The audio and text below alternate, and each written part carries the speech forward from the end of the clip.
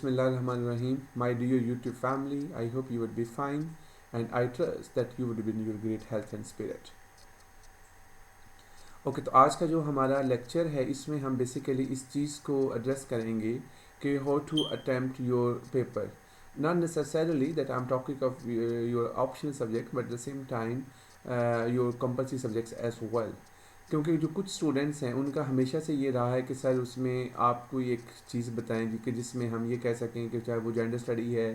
या आपका सोशियोलॉजी है या बाकी कोई और आपकी इवन कंपल्सरी सब्जेक्ट्स हैं कि उसमें even they have prepared very well but at the same time they are not in such positions to get good score in their paper. तो उसमें जो मेन चीज़ है जिसको मैं समझता हूँ कि उन चीज़ों पे आपको फोकस करना चाहिए and I'm pretty sure at the end of video it would be very helpful for you and you can analyze your own skills as well and you can assess your own ability as to what extent you are going to give weightage to these particular points which I'm going to share with you later on. Okay so सबसे पहले जो एक main चीज़ important है वो ये है कि आपने जो क्वेश्चन है क्वेश्चंस आपके पास जो क्वेश्चन पेपर आता है किसी भी सब्जेक्ट का तो आपने उसको थॉरोली जो है वो एक दफ़ा एक उसको जनरल रीडिंग देनी है और जब आपने क्वेश्चंस को रीड करना है तो तब आप उसमें जो एक वेरियस एस्पेक्ट्स हैं उस क्वेश्चन में उनको भी आपने ज़रूर जो है वो एक लुक देनी है कि आप उनको वो देख सकें कि उसमें एग्जामिनर की रिक्वायरमेंट क्या है. और जब आप एक क्वेश्चंस को देखते हैं क्वेश्चन पेपर को उसमें फॉर एग्जांपल आपके पास अगर एक क्वेश्चन है उसमें क्वेश्चन पेपर उसमें 7 क्वेश्चंस हैं तो आप 7 क्वेश्चंस को इक्वली इम्पोर्टेंस दें. अब स्टूडेंट्स का क्या होता है कि जब उनके पास क्वेश्चन पेपर आता है और उनको एक क्वेश्चन आता है तो वो फौरी उस पर जो है ना दे स्टार्ट राइटिंग तो उनको होता है कि पता नहीं कुछ हो जाएगा 2 मिनट उन्होंने अगर उसको ज़्यादा वो टाइम दे दिया तो आई बिलीव कि आपको जो क्वेश्चन है क्वेश्चंस की understanding is very important. Sometime ये भी होता है कि आप जब एग्जामिनेशन हॉल से बाहर आते हैं and when you discuss your paper with your colleagues and later on you come to know that there was a certain questions that you could have attempted very well but you are not aware in examination hall.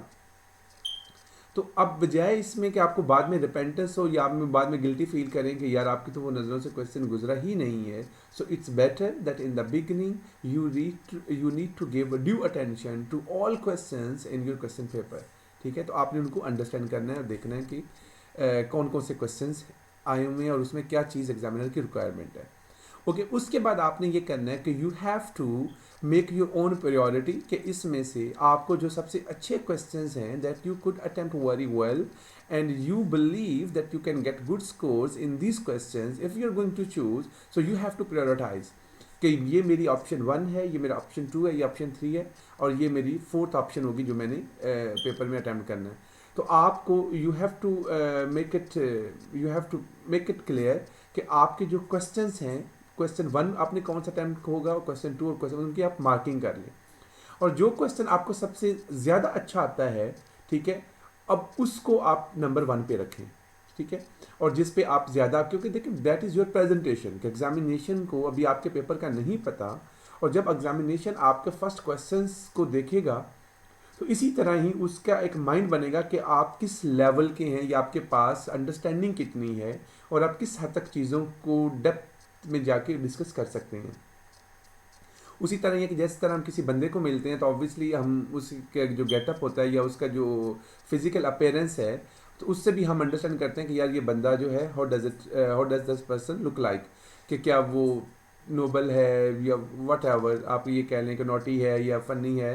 तो इसी तरह ही या हम कहते हैं कि यार ये बड़ा डिसेंट है सोबर है. तो इसी तरह जो आपका फर्स्ट क्वेश्चन होता है वो आपका ये इंप्रेशन देता है कि आपके पास अंडरस्टैंडिंग कितनी है और एग्जामिनर का जो है वो अकॉर्डिंगली वो माइंड मैं ये नहीं कहता कि उसी की बेस पे अगर आपका पहला क्वेश्चन अच्छा है तो आप आगे कुछ भी नहीं लिखेंगे तो एग्जामिनर आपको अच्छे मार्क्स दे देगा. लेकिन मैं एक जनरल इंप्रेशन की बात कर रहा हूँ कि आपका एक अच्छा इंप्रेशन वो एग्जामिनर के जो है that would leave better impression in the mind of examiner. तो इसलिए आप जो पहला क्वेश्चन है उसको ज़्यादा जो है अच्छे तरीके से अटेम्प्ट करें और जो आपको क्वेश्चन ज़्यादा अच्छे तरीके से आता है उसको आप हमेशा नंबर 1 पे अटेम्प्ट करें. ओके तो जब आप क्वेश्चंस को वो कर रहे होते हैं प्रायोरिटाइज कर रहे होते हैं कि which question you are going to attempt first and then second and then third तो आप ये देखें कि आपके पास मटेरियल क्या है, ठीक है। तो मटेरियल मींस कि आपने जो प्रिपरेशन की है, आपने वो टेक्स्ट बुक पढ़ी है, आपको वीडियो देखी है, कोई लेक्चर देखा है, तो आप उन चीज़ों को रिकॉल करें और उनका वो देख लें कि उस क्वेश्चंस में आपने किस तरह से अपने जो चीज़ें हैं उनको सपोर्ट करना है। तो depending on your material you have to prioritize your questions, कि ये आपने क्वेश्चन 1 है, ये क्वेश्चन 2 है, ठीक है। ओके, उसके बाद जब आपने क्वेश्चंस का मटेरियल देख लिया तो उसमें फिर आप ये डिसाइड करें कि उसी की बेस पे ही कि अब आपका जो है ये this would remain your lost option, ठीक है। तो ये शुरू में आपके पास क्लैरिटी होनी चाहिए बिफोर अटेम्प्टिंग एनी क्वेश्चंस। आपको पता होना चाहिए कि आपने कौन से क्वेश्चंस करने हैं और उसमें आपके पास क्या मटेरियल अवेलेबल है। ओके, उसके बाद जब हम आते हैं कि आपने अब obviously you have identified your questions and now it's a turn to write your answers। तो जब आप अपने एग्ज़ाम में क्वेश्चंस को आंसर करते हैं तो उस क्वेश्चंस को ये ज़हन में ज़रूर रखें कि आपके पास मटेरियल तो है,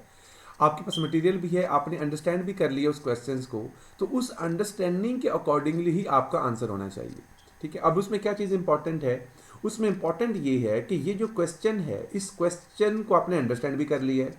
उस क्वेश्चंस का मटेरियल भी आपके पास है, तो अब उसकी जो उसका मटेरियल है उसको आपने एग्ज़ाम में भी लेके आना है। मींस कि जो एग्जामिनर है उसकी एक्सेस में भी वो हो कि वो भी आपको असेस कर सके कि आपने वाकई क्वेश्चंस को अंडरस्टैंड किया है कि नहीं। देखिए, इसमें जो एग्जामिनर है, एग्जामिनर का और आप स्टूडेंट का जो एक लिंक है that is going to be established through your paper. तो उस पेपर में आप उस जो आपके पास नॉलेज है उसको अच्छी तरह से रिप्रोड्यूस करें ताकि एग्जामिनर को ये मीनिंग जा सके कि आपने क्वेश्चन को अच्छे तरीके से अंडरस्टैंड किया है। सिर्फ आपका समझ लेना that is not sufficient to get good marks. तो आपका जो एक वेल ऑर्गेनाइज्ड आंसर है it should be very important and it is imperative if you really want to get good score. Okay, तो उसमें जो चीज़ें हैं कि आप एग्जामिनर को कैसे कन्वे करेंगे कि you have understood the question, तो उसमें जो डिफरेंट एस्पेक्ट्स हैं, फॉर एग्जांपल हम ये कहते हैं कि उसमें एक तो जो एलिमेंट ऑफ एम्बिग्विटी है आप उसको हाईलाइट करें कि उस क्वेश्चन की रिक्वायरमेंट क्या है और आप उसको किस तरह से अंडरस्टैंड कर रहे हैं और उस एम्बिग्विटी को आप किस तरह से आंसर कर रहे हैं, और उसमें जो भी एक इशू है उसमें जो प्रिंसिपल्स हैं या उसमें जो वेरियस एस्पेक्ट्स हैं उनको आप किस तरह से जो है वो लेके चलते हैं और आप वेरियस आर्गूमेंट्स देते हैं। एक तो ये चीज़ उसमें इंपॉर्टेंट है। दूसरा यह कि जब आप क्वेश्चन अटेम्प्ट करते हैं तो उसमें शुरू में you should have very succinct answer, कि आपने टू द पॉइंट जाना है कि इससे आपने क्या अंडरस्टैंड किया है, आप उससे एग्री करते हैं, आप उससे डिसएग्री करते हैं, या आप उसके क्या मीनिंग ले रहे हैं। It should be very clear in your introduction, ठीक है। तो आपने उसमें अपना जो स्टैंड लेना है वो ले लेना, और बाद में उस स्टैंड की बेस पे या आपने जो एक व्यू पॉइंट आपने शुरू में ले लिया, फिर जो बाद की बॉडी होगी आपके आंसर की वो उसकी बेस पे होगी कि उसको फिर आप डिटेल में आप एलाबोरेट करें और उस पर फर्दर जो आपके पास मटेरियल है उसको दें। तो अब उसमें हम ये कहते हैं कि certain legal authority in this sense कि आप ये बताएं कि वो जो क्वेश्चन है अगर उस पर कोई लेजिस्लेशन है, ठीक है, आप उसका भी जिक्र कर सकते हैं। अगर उस पर कुछ बुक्स का आपने वो किया तो उनका भी जिक्र कर सकते हैं, ठीक है, या उन पे जो भी है कि हम प्राइमरी और सेकेंडरी रिसोर्सेज की बात करते हैं तो फिर उसकी बेस पे आपने उसको लेके चलना है और उनको इन डिटेल उसको बॉडी में डिस्कस करना है। Okay,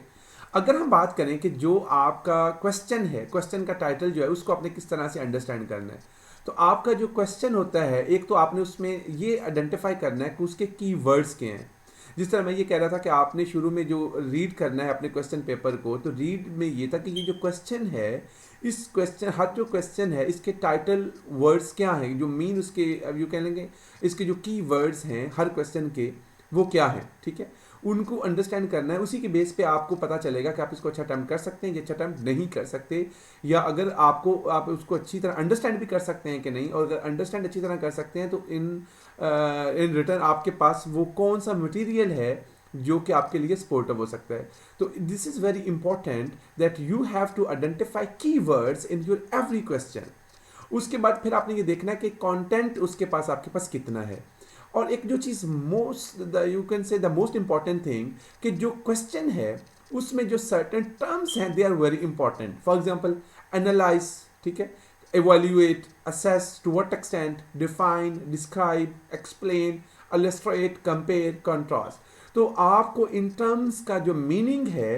you should be very clear about these terms, and accordingly you can give answer very well. If you are not aware of these terms, then I don't think so that you would be in such positions to attempt very well, and later on you can show some sort of satisfaction that you will get good score. And unfortunately, if you are unable to get good score at the end of the day, then again you get frustrated and you feel yourself very sad that basically you have attempted very well and you prepared very well, you have spent a reasonable time for your preparation, but in return you are not going to get the required reward. तो उसकी जो main reason है वो ये है कि basically आपने चीज़ों को अच्छी तरह से अंडरस्टैंड ही नहीं किया, या अगर अंडरस्टैंड कर भी लिया था तो आपने अच्छी तरह उसको जो है वो रिप्रोड्यूस नहीं किया था. तो अगर हम इनको डिफ्रेंशिएट करें टर्म्स को, तो जब हम कहते हैं एनालाइज का मीनिंग क्या आप लेते हैं? एनालाइज का मतलब ये होता है कि you need to deconstruct your questions, कि उसके जो वेरियस पार्ट्स हैं उनको आपने डिस्कस करना है, ठीक है, एनालाइज करना है. तो इसमें आपने उसके जो डिबेट में जाना है, उसके जो बैकग्राउंड में जाना है, और उसमें आप ये कह लें कि जो पॉजिटिव, और ऑब्वियसली जब हम डिबेट की बात करते हैं तो पॉजिटिव और नेगेटिव दोनों पॉइंट आते हैं. तो जब हम एनालिसिस करते हैं या एनालाइज कर रहे होते हैं तो इट मीन्स कि आपने उसके हिस्टोरिकल बैकग्राउंड में भी जाना है, आपने उस पर डिबेट भी करनी है, और उसके जो पॉजिटिव नेगेटिव्स उनकी बात भी करनी होती है, और फिर आपने जो है उसको उनकी बेस पे आपने उनको सम अप करना होता है. और जब हम वर्ड करते हैं इवेल्यूएट, अब एनालिसिस का मतलब ये था कि आपने डिबेट करनी है, और जब हम इवेल्यूएशन की बात करते हैं तो इवेल्यूएशन का मतलब ये होता है कि इसमें जो आपका जो इसमें दैट इज़ ट्रू कि जब हम एनालिसिस कर रहे होते हैं तो इसमें भी आपकी जो ओपिनियन है वो इम्पॉर्टेंट है, लेकिन जब आप इवेल्यूएट करते हैं, इवेल्यूएशन में जो आपकी ओपिनियन है दैट इज़ मोर इम्पॉर्टेंट, कि अगर आप इस स्टेटमेंट से एग्री करते हैं तो किस हद तक करते हैं, अगर आप उससे डिसएग्री करते हैं तो किस हद तक करते हैं. So you should be very specific to every approach, कि ये जो आप डिबेट कर रहे हैं उस डिबेट में आपका जो व्यू पॉइंट होगा, उस व्यू पॉइंट को किस हद तक आप सपोर्ट करते हैं और किस हद तक आप उनको जो है वो जो है उसको जो है आप डिसएग्री उससे कर रहे हैं, और डिसएग्री कर रहे हैं तो उसकी क्या रीजंस हो सकती हैं या what ever. So that is evaluation. और जब हम बात करते हैं असेस की, असेस में ये होता है कि not necessarily you have to give your own view point, उस पर जो डिफरेंस व्यू पॉइंट्स हैं उनकी भी आपने बात करनी होती है. मसलन असेस से ये मुराद है कि हम ये कहते हैं ना कि ये हम कहते हैं कि जी रिसेंटली गवर्नमेंट ने, या हम इस पे कोई भी आप एक एग्जांपल ले सकते हैं. फॉर एग्जांपल हम कहते हैं कि गवर्नमेंट ने वुमेन की एम्पावरमेंट के लिए एक लॉ बनाया है. ओके, तो अब हम जब वर्ड असेस का टर्म यूज़ कर रहे हैं तो असेस मीन कि अगर एक गवर्नमेंट लॉ बना रही है तो इसमें जो लेजिस्लेचर है उनका व्यू पॉइंट क्या है. तो obviously if something that is going to be formulated by certain agency और organisation, so this is understood that they are going to support it, but not necessarily that whatever they are going to say it is going to give the same meaning in society, and maybe they are going to have their biased opinion regarding formulation of any law. तो आपने जब assess करते हैं तो assess में आपने जो various opinions होती हैं उनको आपने कंसीडर करना होता है कि ये जो चीज़ है, अगर ये चीज़ फर्दर जो लॉ है if that is going to be linked with certain period, तो उसमें क्या इश्यूज थे और उसके अकॉर्डिंगली वो जो उसकी फॉर्मुलेशन हुई थी, और उसमें उनका जो कंसर्न जो स्टेक होल्डर्स हैं उनका क्या व्यू पॉइंट था, और उसका जो इम्पैक्ट होगा या उस पर जो डिफरेंट कमेंटेटर्स हैं वो उसको किस तरह से देखते हैं या उनका क्या व्यू पॉइंट है. तो इस सारी चीज़ों को आपने असेस करना होता है. तो बेसिकली जब हम असेस की बात करते हैं तो असेस में आपकी अपनी opinion, but at the same time जो डिफरेंस ऑफ ओपिनियन पाया जा रहा होता है वेरियस स्टेक होल्डर्स में, आपने उसको भी डिस्कस करना होता है और उसके जो इम्पैक्ट्स हैं उनको भी डिस्कस करना होता है. फिर एक टर्म यूज होती है टू व्हाट एक्सटेंट. जब हम वर्ड यूज करते हैं टू व्हाट एक्सटेंट मीन्स कि इसमें ये सारी चीज़ें आ जाती हैं कि टू व्हाट एक्सटेंट मीन्स कि टू द अवेलेबल लिटरेचर. तो इसमें आपने बेसिकली टू व्हाट एक्सटेंट में ये सारी चीज़ें एनालिसिस भी आ जाता है, एवेल्यूएशन भी आ जाती है और असेसमेंट भी आ जाती होती है. तो टू व्हाट एक्सटेंट में कि जो भी आपके पास नॉलेज है या आपके पास बैकग्राउंड है या आपके पास मटेरियल है उसको आप किस तरह से सपोर्ट करते हैं, और that includes everything and depends on the material, availability of material. Okay, next जो डिस्क्रिप्टिव सम टर्म्स हैं कि मसलन डिफाइन, जब हम कहते हैं कि डिफाइन सोसाइटी, डिफाइन सोशलाइजेशन, ठीक है, या define social change what ever, या डिफाइन जेंडर बेस्ड वायलेंस। तो जब हम वर्ड डिफाइन यूज़ करते हैं तो डिफाइन मीन्स कि आपने उसको चीज़ों को जस्ट जो है उसकी डेफिनेशन देनी है, ठीक है। अब ये चीज़ बड़ी इंपॉर्टेंट है कि जब आप किसी चीज़ को डिफाइन करते हैं, या हम कहते हैं डिफाइन पॉवर्टी, तो जब आप उस चीज़ को डिफाइन कर रहे हैं और जब वेरियस डेफिनेशंस दे रहे हैं, तो उनमें जो वेरियस डेफिनेशंस हैं उनमें जो है ना वो किसी किस्म का डिसएग्रीमेंट नहीं होना चाहिए। डिसएग्रीमेंट इन दिस सेंस कि आप ये नहीं कह सकते कि जो फलां है या एक कोई ऑर्गेनाइजेशन है या एक ऑथर है वो तो इस चीज़ को इस तरह से डिफाइन करता है, बट लेकिन जो एक और ऑर्गेनाइजेशन है वो उसको इस तरह से डिफाइन कर सकती है। तो ये चीज़ गलत है। जब आप किसी चीज़ को डिफाइन करते हैं so you need to have some sort of uniformity, कि आप जो चीज़ जिसको डिफाइन कर रहे हैं उसमें क्लैश क्रिएट ना कर रहे हो, बल्कि सारी डेफिनेशन में हार्मनी हो। हाँ, ये ज़रूर है कि अगर आप एक ऑथर किसी चीज़ को डिफाइन कर रहा है तो वन एस्पेक्ट को डिफाइन कर रहा है ना, उसकी बेस पे वो किसी चीज़ को डिफाइन कर रहा होगा।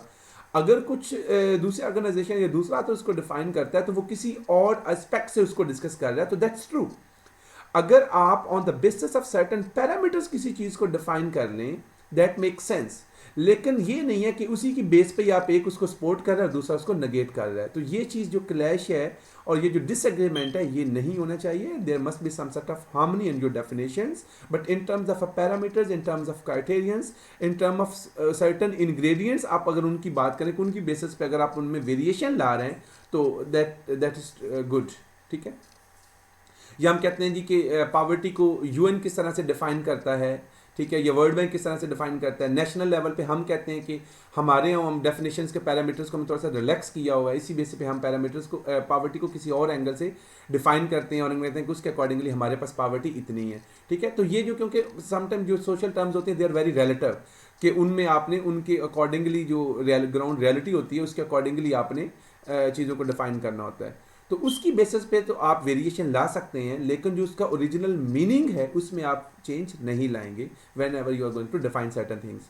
फिर हम कहते हैं कि चीज़ों को डिस्क्राइब करना। अब जो डिस्क्राइब करना है दैट लुक्स वेरी सिंपल, जिससे हम डिस्क्रिप्शन को कहते हैं कि आप कहते हैं यार वो चीज़ ले आओ। जनरल मैं एग्जांपल दे रहा हूँ, तो जब हम कहते हैं बोले आप कहते हो कि वो क्या है, वो आप कहते हैं वो बिग है या उसका कौन सा कलर है, या आप कहते हैं कि उसके फीचर्स क्या हैं, कैरेक्टरिस्टिक्स क्या हैं, तो ये आ जाएगा डिस्क्राइब में। मसलन डिस्क्राइब में अगर हम कहें अर्बनाइजेशन को डिस्क्राइब करो,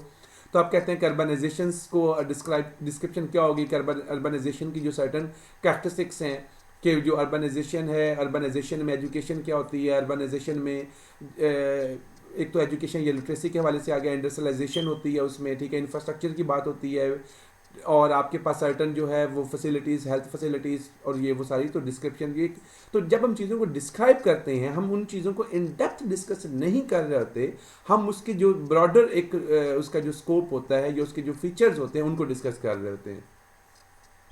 और जब हम कहते हैं कि एक्सप्लेन करो, तो अब जब हम एक्सप्लेन की बात करते हैं तो एक्सप्लेन में आपने देखना होता है कि ये हाउ इट वर्क्स, कि फॉर एग्जाम्पल हम कहते हैं कि अर्बनाइजेशन है तो अर्बनाइजेशन किस तरह से हो रही है, ठीक है। और नॉर्मली अगर जब हम वर्ड एक्सप्लेन यूज़ करते हैं तो एक्सप्लेन में some time you also take support of certain diagrams as well, कि वो उसका how that particular system and how that particular thing works और फंक्शंस इन सोसाइटी, या आप उसको डायग्राम या फ्लो चार्ट या वट एवर उसके अकॉर्डिंगली भी चीज़ों को एलेबरेट कर सकते हैं। So it would give very better impression as well.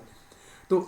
अब फ़र्क क्या आ गया कि डिस्क्राइब में हमने उसके जो फीचर्स हैं कि वो किस तरह से है उसको देखना है, जब हम एक्सप्लेन करते हैं तो फिर हमने चीज़ों को जो है वो डिस्क्राइब करना होता है कि वो किस बेसिस पे वो चीज़ें एग्जिस्ट कर रही होती हैं, ये किस तरह से वो चीज़ें फंक्शंस कर रही होती हैं, ठीक है। या हम अर्बनाइजेशन को एक्सप्लेन करें तो हम कहते हैं कि उसके अर्बनाइजेशन जो है इसकी रीजंस क्या हैं और उसको अर्बनाइजेशन को किस तरह से लेकर चला जाता है, उसमें गवर्नमेंट की क्या पॉलिसी होती है, तो ये सारी चीज़ें इसमें आ जाएंगी। ओके अगर हम एक और वर्ड यूज़ होता है इलस्ट्रेट। अब जब हम वर्ड इलस्ट्रेट का वर्ड यूज़ करते हैं, इलस्ट्रेट का मतलब ये होता है कि इसमें आपने you have to argue on the basis of certain evidences, ठीक है, और आपके पास फैक्ट्स एंड फिगर होने चाहिए। मसलन हम ये कहते हैं कि जो सुसाइड रेट है, सुसाइड रेट फॉर जो एक सर्टन एज है उसमें ये है, ठीक है, और एक सर्टन एज में सुसाइड कम है, तो कम है तो वो उसका फिगर क्या है, ठीक है। तो in terms of certain you can say table, ठीक है, ना भी टेबल हो तो इसमें बेसिकली फैक्ट्स एंड फिगर की बेस पे आपने चीज़ों को एलेबोरेट करना होता है in order to reach on certain conclusion, ठीक है। तो दैट इज़ वेरी इंपॉर्टेंट जब आप वर्ड इलस्ट्रेट यूज़ कर जाते हैं। ओके, इसी तरह वर्ड समटाइम यूज होता है कंपेयर, ठीक है। मसलन make a comparison between rural society and urban society. मैं जनरल जस्ट आपको एग्जांपल्स दे रहा हूँ। तो जब हम वर्ड कंपैरिजन का यूज़ करते हैं तो कंपैरिजन में दोनों चीज़ें आ जाती हैं कि आपने उसके जो पॉजिटिव चीज़ें हैं उनको किस तरह से लेके चलना है, और आपकी जो नेगेटिव चीज़ें उसके जो हैं कि जो सिमिलर हैं वो चीज़ें क्या हैं, ठीक है। और उसमें जो आप ये कह लें कि उसमें जो इन कंट्रास्ट जो हैं या डिससिमिलर चीज़ें हैं वो क्या हैं। कि मसलन जब हम कंपैरिजन कहेंगे तो कंपैरिजन में हम कहते हैं कि रूरल सोसाइटी हो या अर्बन सोसाइटी हो, उसमें पॉपुलेशन जो है that is very common, population का जो नंबर है, ठीक है। अब उसमें कंट्रास्ट में जब हम बात करते हैं तो हम कहते हैं कि जो रूरल पॉपुलेशन उसका नंबर कम है पॉपुलेशन का, ठीक है, और अर्बन पॉपुलेशन का नंबर ज़्यादा है। ये इसी तरह हम इंफ्रास्ट्रक्चर हेल्थ फैसिलिटी की बात कर लेते हैं, वहाँ पे अर्बन में ये ज़्यादा चीज़ें अवेलेबल हैं, रोल ऑफ मीडिया बड़ा ज़्यादा है, उसका जो पॉजिटिव इन्फ्लुएंस है और लोगों को अवेयरनेस भी होती है। और जब रूरल सोसाइटी है वहाँ पे मीडिया का जो रोल है वो इतना नहीं है और लोगों को अवेयरनेस भी नहीं होती उनके राइट्स के बारे में और वट एवर। तो कंपैरिजन में हमेशा आपने उसके सिमिलर चीज़ें वो भी लिखनी है और जो उसमें जो डिससिमिलर चीज़ें हैं वो भी आपने बयान करनी होती हैं। अच्छा, कॉन्ट्रास्ट में क्या होता है? कॉन्ट्रास्ट में ये होता है कि जो सिमिलर चीज़ें हैं उन पे आपका फोकस या तो होता ही नहीं है या बड़ा नॉमिनल सा होता है। आपका जो मेजर फोकस होता है वो जस्ट उसमें जो वेरिएशंस हैं उन पे ज़्यादा फोकस होता है, ठीक है। और समटाइम एक क्वेश्चन होता है जी कि कंपेयर एंड कंट्रास्ट को। सो कंपेयर एंड कंट्रास्ट में ये होता है कि आपने उसको जो सिमिलर है वो भी है और उसमें जो वेरिएशंस हैं उनको दोनों को आपने डिस्कस करना होता है। So these are the certain terms जो कि आपके ऐसे में भी समटाइम यूज़ हो जाती हैं और आपके कंपल्सरी ऑप्शनल पेपर्स में भी यूज़ हो जाती हैं। और स्टूडेंट्स इन चीज़ों को ज़्यादा बॉदर नहीं करते कि वो उनको किस तरह से अंडरस्टैंड करें और उनके अकॉर्डिंगली उनका क्या आंसर होना चाहिए। और समटाइम वो समझते हैं जी कि उन्होंने तो बड़ा अच्छा किया था लेकिन उसके अकॉर्डिंगली उनके मार्क्स नहीं है। तो they are very important terms, so you need to be very careful. Okay, फिर हम कहते हैं कि जब आपका इंट्रोडक्शन होना चाहिए तो इंट्रोडक्शन किस तरह से आपका हो। अब इंट्रोडक्शन मीन्स इंट्रोडक्शन, ठीक है। अब इंट्रोडक्शन का मतलब ये नहीं है कि आप उसने जो चीज़ पूछी कुछ है आप उसकी हिस्टोरिकल बैकग्राउंड से स्टार्ट कर दें, नॉट एट ऑल। इंट्रोडक्शन में you should be very specific to your own understanding and your view point. तो आपने अपना एक व्यू पॉइंट लेना है और वो जब हम कहते हैं ना कि you try to begin with strong opening. अब स्ट्रॉन्ग ओपनिंग से ये मुराद है कि आपकी क्लैरिटी हो आपके व्यू पॉइंट में और you have to frame your own opinion कि जिसकी बेस पे आप उस क्वेश्चंस को लेके चलेंगे। तो दैट इज स्ट्रॉन्ग ओपनिंग कि आप उसे एग्री करते हैं, डिसएग्री करते हैं या whatever you have your own opinion. तो that is your strong opening sentence, ठीक है। ओके, उसके बाद आपने जो करना है कि आपका जो इंट्रोडक्शन है, इंट्रोडक्शन में आपने स्टार्ट उसी चीज़ से करना है जो एग्जामिनर की रिक्वायरमेंट है, ताकि उससे उसको ये पता, क्योंकि ये जो इंट्रोडक्शन है वो उसके हिस्टोरिकल बैकग्राउंड का इंट्रोडक्शन नहीं है। ये इंट्रोडक्शन उस टर्म का है, ये उस क्वेश्चन का है जो एग्जामिनर ने आपसे पूछा है और इसलिए आपने सिर्फ उसी जो उसका क्वेश्चन है उसी को आपने डायरेक्ट आंसर करना है और उसी के अकॉर्डिंगली आपने उसको जब आंसर करेंगे तो that would be your introduction. और फिर उसको आपने अपना व्यू पॉइंट लिया और उसके अकॉर्डिंगली फिर आपने उसको एक्सप्लेन कर दिया आपके उसके इंट्रोडक्शन में। ओके, प्लस ये है कि उसका जो सेकंड पैराग्राफ हो सकता है वो उसका हिस्टोरिकल बैकग्राउंड हो सकता है या वट एवर जो भी है। तो जो आपका बैकग्राउंड है उस टर्म का या उस फ्रेज का या जो भी उस क्वेश्चन है उसका सर्टन कॉन्सेप्ट्स का जो बैकग्राउंड है उसको आप इंट्रोडक्शन में नहीं करेंगे बल्कि उसका वो आप सेकंड पैराग्राफ बना सकते हैं। और इंट्रोडक्शन जो है वो सिर्फ उसी फ्रेज से रिलेटेड ही होना चाहिए और उसको फर्दर आप इलेबोरेट करें। ओके, फिर हम आ जाते हैं content and in depth analysis. Okay, जब हम कहते हैं कि आपका कंटेंट क्या है तो उसमें जो चीज़ इंपॉर्टेंट है वो ये है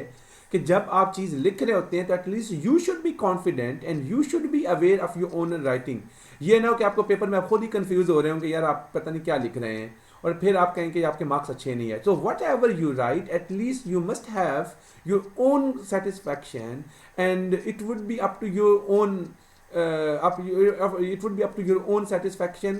that you are going to give the right answer। जब तक आपकी खुद सेटिस्फैक्शन नहीं होगी तब तक आप दूसरे बंदे को भी सेटिस्फाई नहीं कर सकेंगे।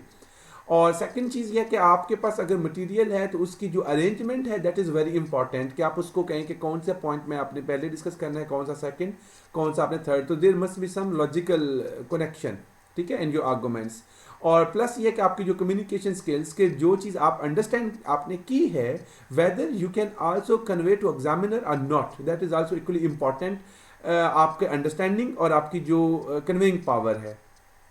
तो दैट इज़ वेरी इंपॉर्टेंट। फिर उसके बाद हम ये कहते हैं कि जो एक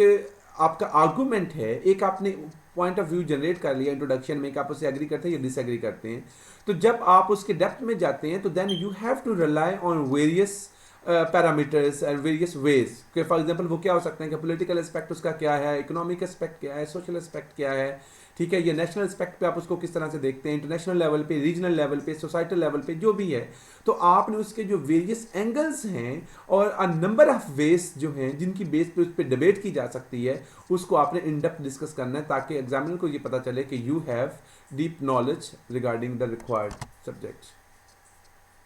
ओके, फिर हम जाते हैं कंक्लूजन की तरफ। जब आप चीज़ों को कंक्लूड करते हैं तो कंक्लूजन में you need to have your specific answer. अब मोस्टली ये होता है कि जो आपने एक पॉइंट जो है अपना या अपनी ओपिनियन जो है जनरेट की हुई थी इंट्रोडक्शन में, उसको आप यहाँ पे कंक्लूड करते हैं। It doesn't mean that whatever the sentences you have written in your introduction, the same sentences should be reproduced in your conclusion. So there's a misconception. Introduction और conclusion में हार्मनी है या सिमिलरिटी है इन terms of your view point, not in terms of your wording, कि जो आपके words हूबहू आप वहां से उठाएं और यहाँ पे आप उनको रिप्रोड्यूस कर दें, ऐसा नहीं है। वर्डिंग आपकी डिफरेंट होगी लेकिन आपका जो व्यू पॉइंट होगा वो सेम होगा कंक्लूजन में, ठीक है। तो समटाइम स्टूडेंट समझते हैं कि शायद इंट्रोडक्शन और कंक्लूजन सेम होने से मुराद ये है कि वो सेम आप कॉपी पेस्ट कर लें इंट्रोडक्शन को कंक्लूजन में, तो ऐसा बिल्कुल नहीं है, ठीक है। तो that is also very important कि आपका जो कंक्लूजन है उसमें आप जो इंट्रोडक्शन में आपने एक स्टैंड लिया था और उस पर फिर आपने बाद में डिबेट की इन कंटेंट में, और कंक्लूजन करते हुए अगेन आपका एक फर्दर आपकी डिस्कशन की बेस पे आप इसको कंक्लूड करें कि उसका कंक्लूजन ये है और ये कंक्लूजन आपके इंट्रोडक्शन को सपोर्ट करता है, ठीक है। और इसमें आप कंक्लूजन में एक जो चीज़ इंपॉर्टेंट है कि आपका कंक्लूजन में आपका जो व्यू पॉइंट है, उस व्यू पॉइंट में आप सर्टन एजेंसीज को या सर्टन ऑर्गेनाइजेशंस को, ठीक है, या सर्टन जो स्टेक होल्डर्स हैं, आप उनको एडवाइस भी कर सकते हैं सर्टन पॉलिसीज, या उनको certain you can give tips कि जिनकी बेसिस पे वो अपनी परफॉर्मेंस को या ये उनकी बेसिस पे जो इशू है उसको किस तरह से एड्रेस किया जा सकता है। प्लस ये कि जो कंक्लूजन है उसमें you must add certain value in this sense कि आपका कंक्लूजन में आप सोसाइटी के जो ब्रॉडर पिक्चर है उसको कंसीडर करते हुए, ठीक है, आप अपना ओपिनियन दें, ठीक है। और यही चीज़ इंट्रोडक्शन में थी कि आपने उससे क्या अंडरस्टैंड किया था, तो same thing that needs to be repeated in your conclusion as well. और आपका जो कंक्लूजन है उसमें जो एक लास्ट बट नॉट लीस्ट वो ये है कि इसमें आपने जो सिमेट्री है और इसमें जो हार्मनी है आपके इंट्रोडक्शन, उसको आपने बिल्कुल जो है ज़्यादा इंपॉर्टेंस देनी है और उसमें किसी किस्म का क्लैश नहीं आना चाहिए, क्योंकि अगर आपका कंक्लूजन और इंट्रोडक्शन में वेरिएशन आ जाती है तो it means you have not understood the question, ठीक है, और आपने उसको सही आंसर ही नहीं किया। तो इसलिए इंट्रोडक्शन और conclusion they are very important in terms of your understanding. जो कंटेंट है वो in terms of your depth reading है, ठीक है, और जो इंट्रोडक्शन और कंक्लूजन होता है वो in terms of your understanding of question होता है, जो कि एग्जामिनर को ये इंप्रेशन देता है कि आप इसे अंडरस्टैंड कितना किए हैं,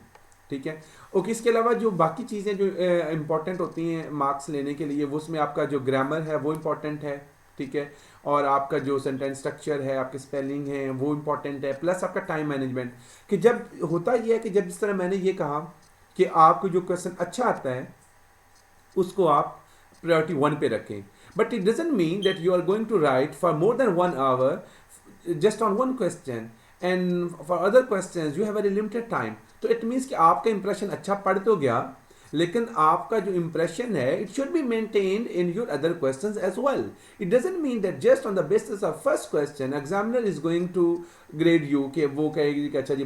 इसने तो बड़ा ज़बरदस्त कर लिया है। तो क्योंकि ये इसमें आपका that is your competitive exam, और इसमें जो एग्जामिनर है वो आपको असेस करता है आपकी ओवरऑल परफॉर्मेंस पे या आपकी ओवरऑल रिक्वायरमेंट पे जो उसने सेट की होती है कि आपने इन सर्टन क्वेश्चंस को अटेम्प्ट करना है। तो आपको इक्वली इंपॉर्टेंस दें कि ये जो क्वेश्चन है 2-4-5 मिनट का फ़र्क तो हो सकता है कि जो आपको क्वेश्चन अच्छा आता है उसको 5 मिनट ज़्यादा दे दें, या आपको क्वेश्चन अच्छा नहीं आता फॉर एग्जांपल तो आप कहते हैं कि इसके पास इतना मटेरियल नहीं है, तो ये जल्दी कंक्लूड हो सकता है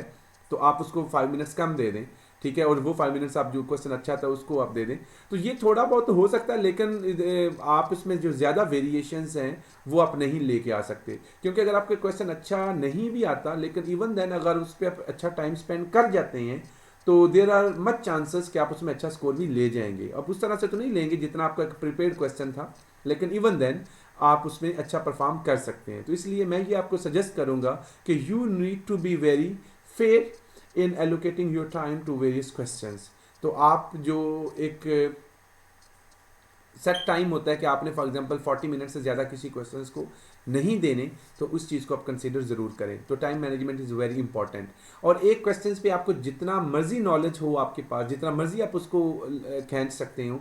लेकिन you have to stop yourself, क्योंकि अगर आप अपने आप को स्टॉप नहीं करेंगे तो then you are going to lose your marks in your other question as well, ठीक है। तो आपने बाकी जो क्वेश्चन है उनको भी उतना ही इंपॉर्टेंट है, क्योंकि अगर एक क्वेश्चन 20 मार्क्स का है तो बाकी क्वेश्चंस भी हर क्वेश्चन 20-20 मार्क्स का है। तो ये भी, क्योंकि इन टर्म ऑफ स्कोर वो सारे एक जैसे हैं, तो इसलिए आपने सबको इक्वल इंपॉर्टेंस देनी है। और उसके बाद जो चीज़,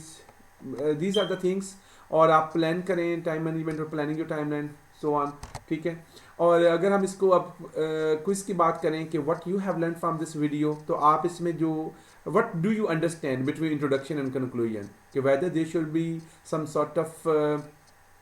matching in term of your viewpoint or not। और दूसरा, differentiate the word analyze and discuss, कि आप इसको किस तरह से understand करते हैं, और differentiate the word describe and evaluate। Okay, so that is the quiz। So if you have any questions, so you can give your own opinion or whatever you want to share something, or you want to share your own experience, what you have some sort of difficulty, so you can comment। और इसके अलावा कोई और भी आप चीज़ share करना चाहें तो यू आर मोस्ट वेलकम। और thank you very much for watching this video, and don't forget to subscribe this channel as well for more videos. Okay, thank you very much.